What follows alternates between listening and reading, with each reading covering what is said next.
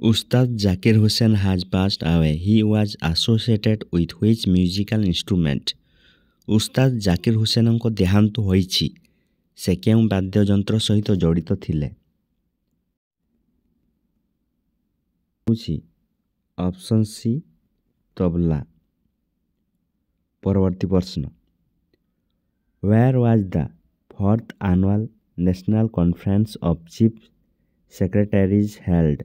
ମୁଖ୍ୟ ସଚିବମାନଙ୍କର ଚତୁର୍ଥ ବାର୍ଷିକ ଜାତୀୟ ସମ୍ମିଳନୀ କେଉଁଠାରେ ଅନୁଷ୍ଠିତ ହୋଇଥିଲା? Option A Bengaluru, option B Chennai, option C New Delhi, option D Bhopal. ଏହାର ସଠିକ୍ ଉତ୍ତରଟି ହେଉଛି ଅପସନ୍ ସି ନୂଆଦିଲ୍ଲୀଠାରେ ମୁଖ୍ୟ ସଚିବମାନଙ୍କର ଚତୁର୍ଥ ବାର୍ଷିକ ଜାତୀୟ ସମ୍ମିଳନୀ ଅନୁଷ୍ଠିତ ହୋଇଥିଲା।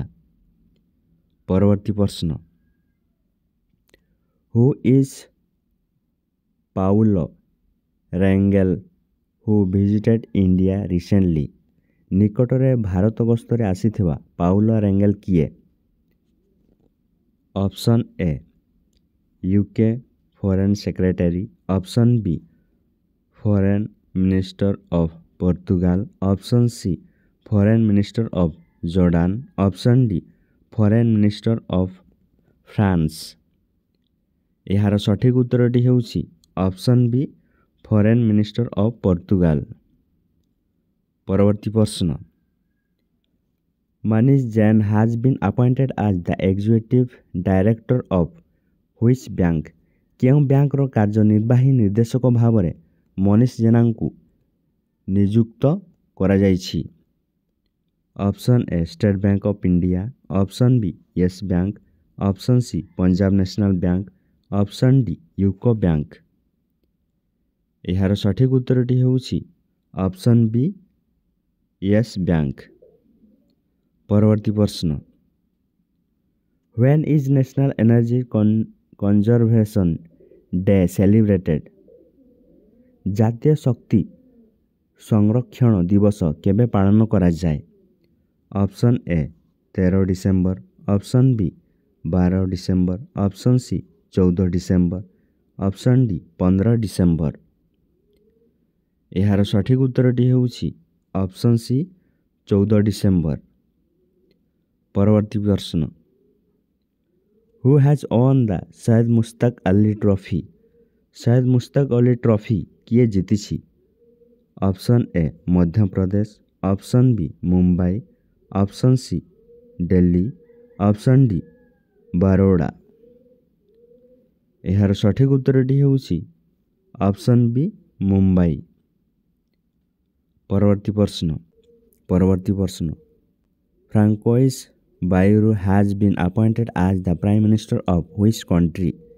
କେଉଁ ଦେଶର ପ୍ରଧାନମନ୍ତ୍ରୀ ଭାବରେ ଫ୍ରାଙ୍କୋଇସ୍ ବାଇରୁ ନିଯୁକ୍ତ ହୋଇଛନ୍ତି? Option A Switzerland, option B France, option C Portugal, option D Germany.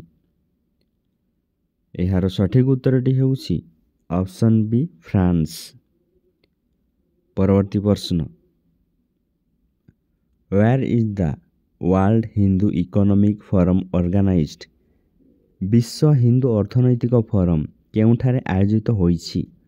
Option A Mumbai, option B Delhi, option C Bengaluru, option D Chennai. ଏହାର ସଠିକ୍ ଉତ୍ତରଟି ହେଉଛି ଅପସନ୍ ଏ ମୁମ୍ବାଇ। ପରବର୍ତ୍ତୀ ପ୍ରଶ୍ନ, Which country has suspended India's favored nation status? କେଉଁ ଦେଶ ଭାରତର ଅନୁକୂଳ ରାଷ୍ଟ୍ର ସ୍ଥିତିକୁ ସ୍ଥଗିତ ରଖିଛି?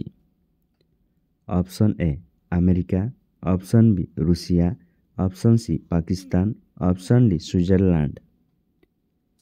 ଏହାର ସଠିକ୍ ଉତ୍ତରଟି ହେଉଛି option D Switzerland.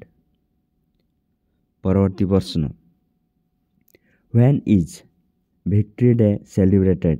Vijay Diwas କେବେ ପାଳନ କରାଯାଏ?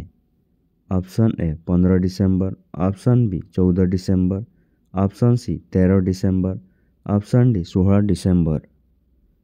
ଏହାର ସଠିକ୍ ଉତ୍ତରଟି ହେଉଛି ଅପସନ୍ ଡି 16 ଡିସେମ୍ବର